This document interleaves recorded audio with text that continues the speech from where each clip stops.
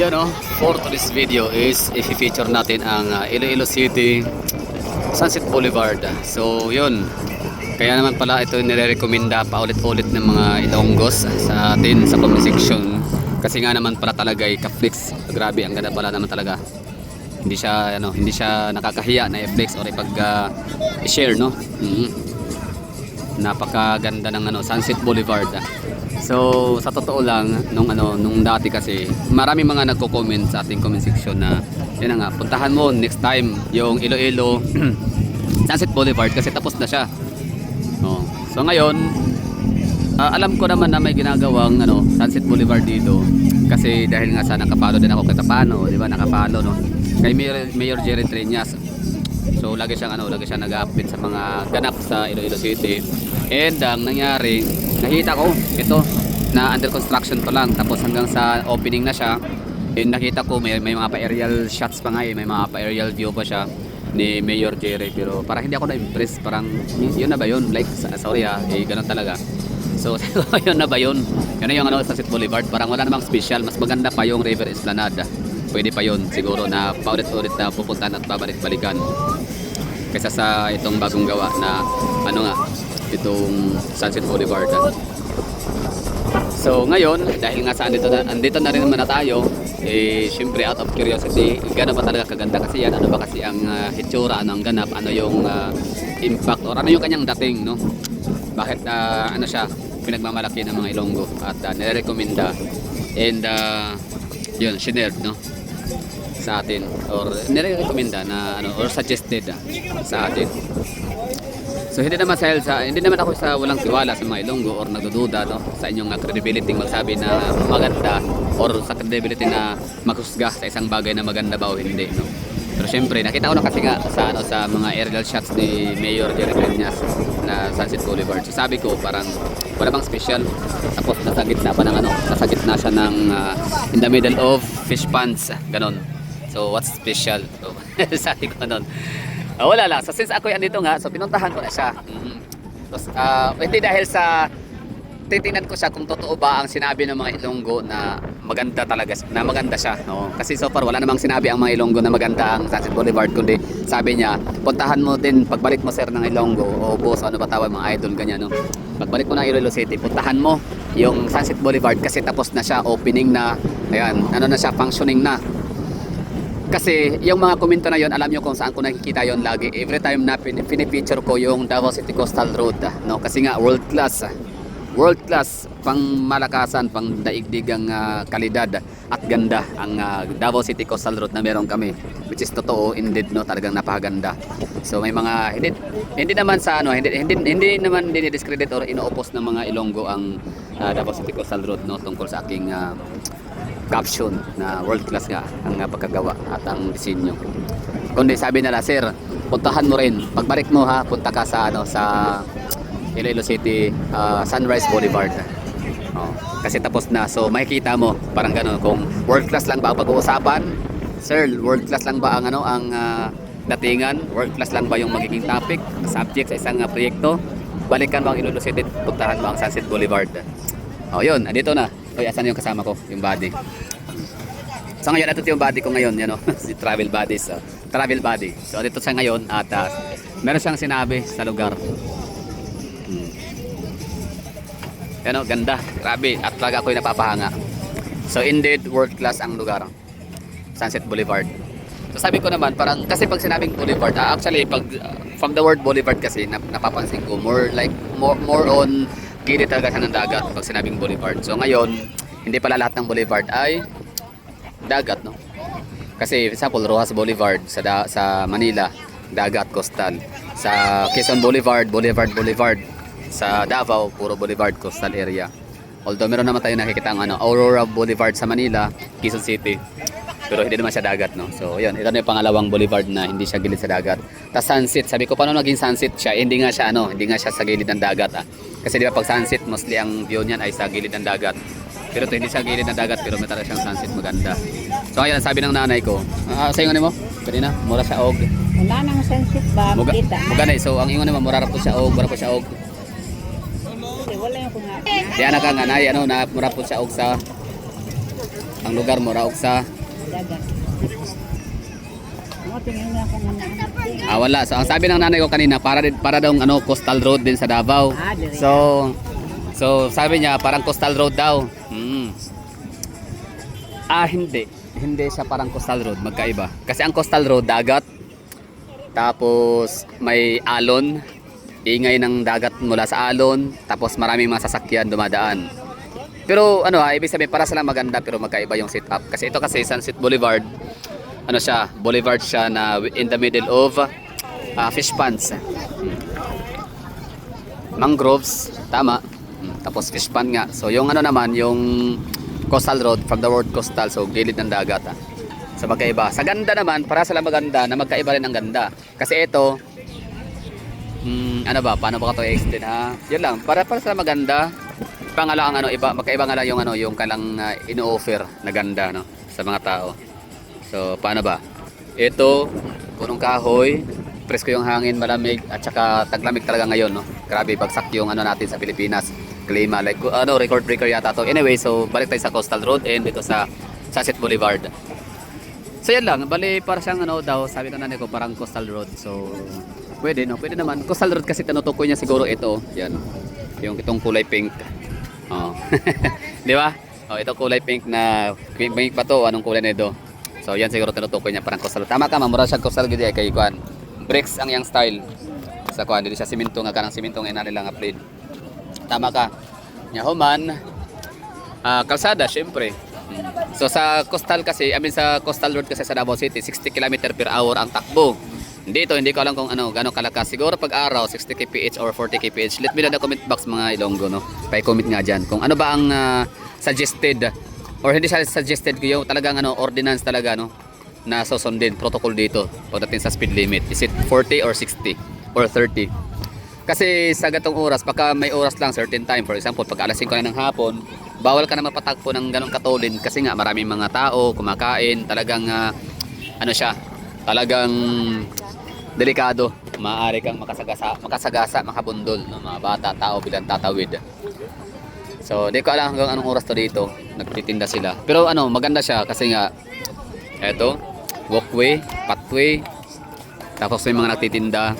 So Coastal Road, hanapin natin yung pagkakapareha sa Coastal Road. Okay, ito na, ispatan natin ito, merong railings. Sa Davao City Coastal Road, walang railings, no? Talagang ano lang siya, yung concrete ang railings niya. Ito naman ay metal o para sa mga tao. Pero yung Coastal Road kasi, ano siya, Coastal Road talaga siya. So paras maganda, magkaiba ang ano, hitsura. Magkaiba yung ano, yung nai-offer nila. Okay, so balik tayo sa sinabi ng mga Ilonggo na maganda. Kung world class ang pag-uusapan, kung ganda ang pag-uusapan, ay eto na. Tuloy naman po, sabi niya, puntahan mo ang ano, Sunrise Boulevard kapag ka nabalik ka ng Iloilo City. So ito na, pinuna ko na at na-proof ko. Walang hindi kailangan i-prove eh. Kumbaga, kaya pala. Oh, so nabuo na yung puzzle, yung question sa aking utak. Bakit kaya ano meron sa ano yan? Nakita ko na yan wala namang special. Kasi nga, kalsada, gilid ng ano, nasa in the middle of fish ponds, in the middle of mga mangroves, pagat-patan, ganyan, di ba? So what's special? Tapos paano nga siya maging ano, sunset kasi nga dagat dapat pag sunset. So yun, ito pala yun. Ganda nga ng sunset. The best. So world class nga ba siya? So, syempre, ganda ng ano, kalsada. Inikot natin na kanina sa isang video na sumakay ng taxi. Kita ko yung kabuuan ng, hindi man kabuuan pero malapit na yun sa kabuuan kasi malapit na magpuntang Uton yung ruta. Di ba oh? Ganda.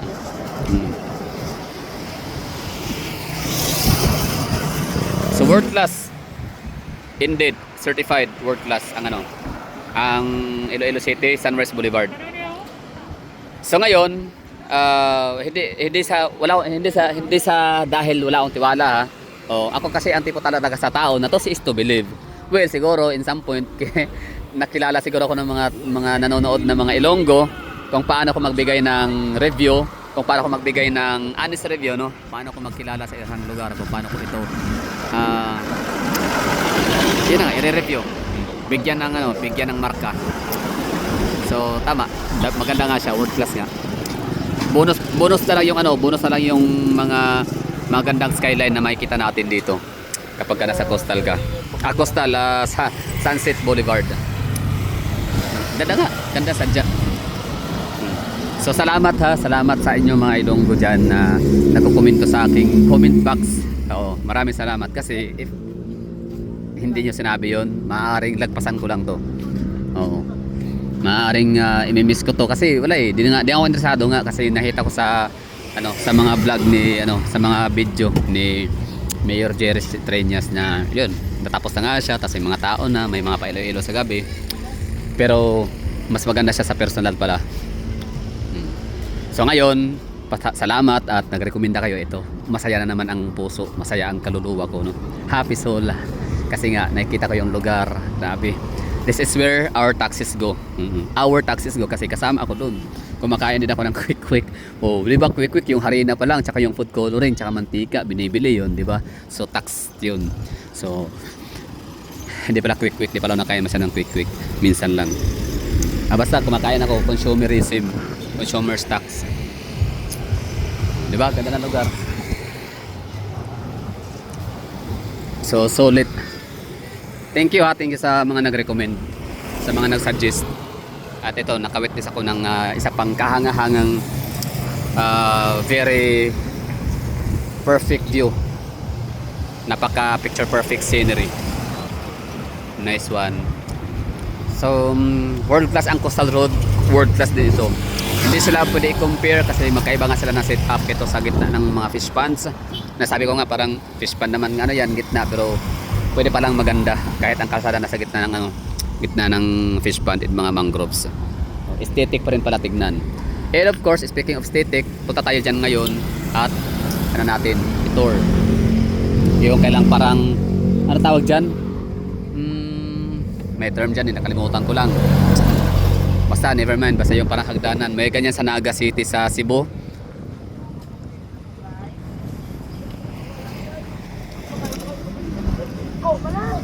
Basta hanggang sa malapit na mag-uton kanina, boundary. Tsaka tayo nag-ikot. Kita niyo na sa video siguro, no. Okay, so dito tayo, lakad-lakad, jogging. So paano ba, nasabi ko ba lahat ng mga gustong sabihin? Baka na-overwhelmed ako at nakakalimutan ko yung iba.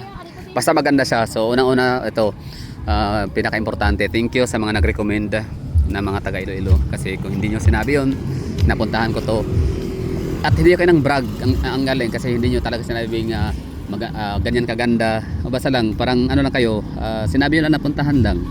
Ayun, so pinuntahan ko nga. Puntahan mo lang basta, kasi di ba maganda ang Coastal Road, sabi mo world class, pangmalakasan. Punta ka rin ha sa sa Iloilo Sunset Boulevard. Ito na. Ano masasabi natin dito? Indeed, world class din siya, pangmalakasan din. Hindi siya patatalo, kung pagandahan. Nice one. Sa mga sa mga hindi pa nakapuntang Iloilo City. I mean sa mga nagbabalak pupunta dito, huwag niyong kalimutan or huwag niyong don't dare to miss it.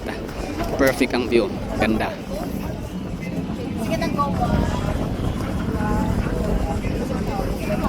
Kuha. So, naghigo pa ako ng kape, pinos ko muna at yun, hindi ko na alam kung asa na tayo nung topic natin. Isa na nga, maganda So, ano ba yung natin dito, yung hita topic, i-check natin. So, maganda ba siya? Check, world class indeed. Karapat dapat ba siyang i-flex? Karapat dapat ba siyang ipagmayabang? Pero hindi naman yung yabang ha. Kumbaga, siguro na lang yung word na yabang kasi parang pangit tignan, pakinggan. So, ano ba siya? World class? Check. Indeed. Maganda ba siya? Check. Maganda nga. Worth it ba siya na i-share? Totoo. Recommended. Ayun So ang galing. May taste ang mga Ilonggo. Talaga pag sinabing maganda yan, maniwala tayo. Pag sinabing world class, hindi maganda yan. Pero syempre ako nga, ang tipo sa tao na to is to believe. Although andun yung part na parang excited ako. Pero ito nga sa Sunrise Boulevard dati, hindi ko naisip yun na ganito kaganda. So ano kaya meron? Bakit talaga laging kinukomento ng mga Ilonggo? Yan lang. At ito pa pala gusto kong i-appreciate tsaka commendable ang estilo ng Iloilo government sa pag-implement ng mga bagay-bagay kasi napaka-strict. Yung strict na tama lang yung yung hindi strictong mayabang, hindi yung strictong akala mo sino na yung parang yabang na masyadong parang power tripper, hindi gano'n, no? Kasi meron nakita doon kanina na mga babae na nanguhuli pala sila ng mga nag-yosi. Sanitation yata, parang sanitation department. So ngayon, alam mo, ito sila ma'am yan kanina, hindi yan sila naka-face mask. So yung mga natitinda, nung nadaanan namin walang face mask, aba, pinagalitan, verbal reprimand, reprimanded sila. Siguro kung hindi sila nakilig, pwede silang tanggalan. Sabi ng nung madam kanina, mga naka-blue, kulay blue, na face mask, ganyan. Yung nag-face mask, basta chinik niya lahat ng mga natitinda, face mask, tapos hairnet. Ang galing, no? Nakatawa. Yan na si Ma'am Otin mo. Yan. Hindi yan naka-hairnet kanina, hindi yan naka-face mask. So, nung dumaan si Ma'am, talagang sila, face mask kayo. Yan. Walang hairnet, walang face mask. Suot. Ibig sabihin, meron na talagang implementing rules na mag-face mask ang mga vendors nila dito ng mga pagkain for sanitation purposes. No, so face mask internet. So saka for some reasons ang mga Pilipino alam naman natin na kahit pa alam nating bawal na hindi mag face mask o may mga pinagbabawal, ginagawa pa rin natin for our convenience at minsan naman katamaran ganun. So yun yung point na tawag nito na tinatanggal yung face mask at yung hairnet. Kumbaga ibabalik na lang nila kapag wala na yung nagmamandate, di ba? Hindi man siya naka-hairnet pero naka-cap.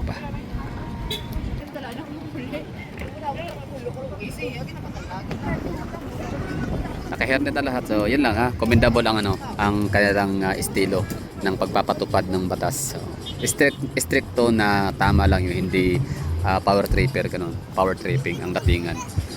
Okay, so tapos na tayo dito. Mamayang konti, balik na tayo doon sa may Plaza Libertad dahil nga sa sasama yung nanay ko doon, sasabay sa misa.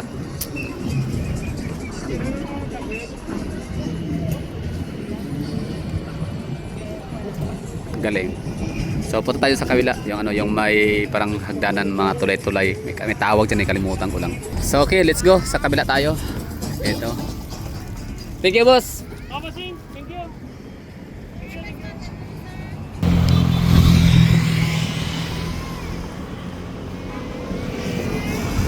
Okay, dito tayo ha sa kabila.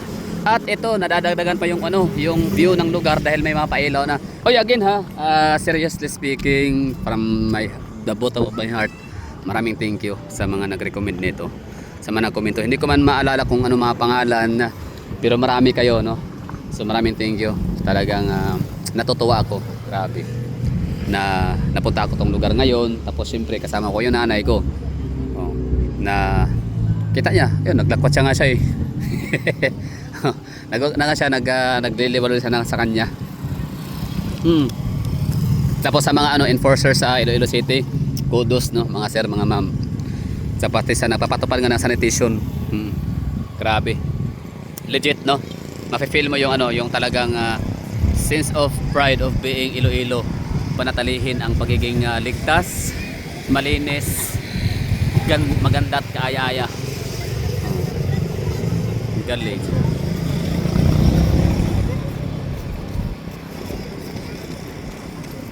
Nice one. So at least solid yung pagpunta natin dito. Walang sinayang na panahon at pagkakataon.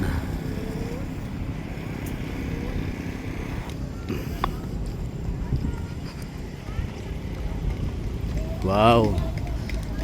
Alam nyo yung siya, mga lugar na marami tayong napuntahan magaganda, tapos meron pa tayong bagong matutuklasan. Nakakatuwa. Galing. At least kung may mga kakilala ako na papuntang Iloilo City, ito rin talagang ko sila. I-recommend ko to kasi hindi nakakahiya. O hindi ka mapapahiya rito sa view, sa lugar.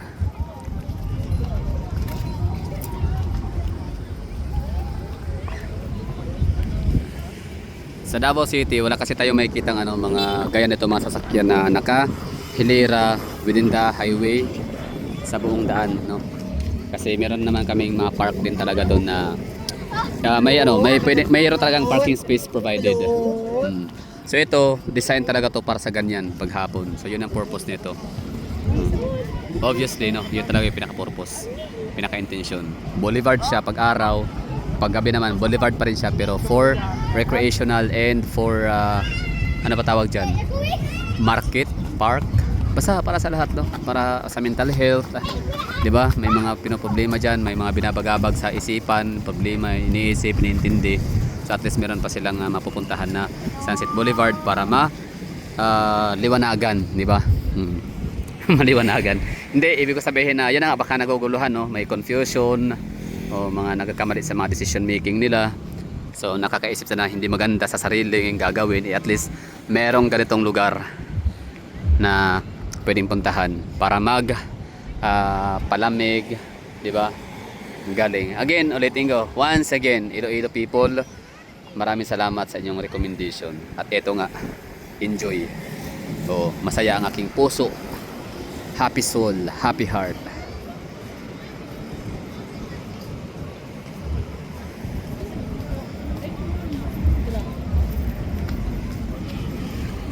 Oh, tapos yung taxi driver kanina, meron pa siyang nirekomenda na tourist spots din daw yung yung yung malaking dam. Oo, puntahan natin yun pag matapos na. Kaso parang hindi daw hindi pinunduhan. Anyway, so yun lang ha. Ganda. Kahit nasa siya, in the middle of fish ponds. Tsaka di ba pag fish pond dapat amoy burak or amoy isda? Parang hindi naman, no? Tsaka may mga nagkakayak. Kayak ba yan? Magkano kaya yan? next time. Ay, ang dami pala pwede gawin sa Iloilo. Yung sasakay ka ng parang yate ba yun? Or bangka. Yun, gusto ko rin-experience yun. Pero hindi muna ngayon kasi nga limited yung time natin. Kasi nga nagburakay muna kami. Diba? Ayos, no? Solid. So, happy. Thank you, Iloilo people, for the recommendation.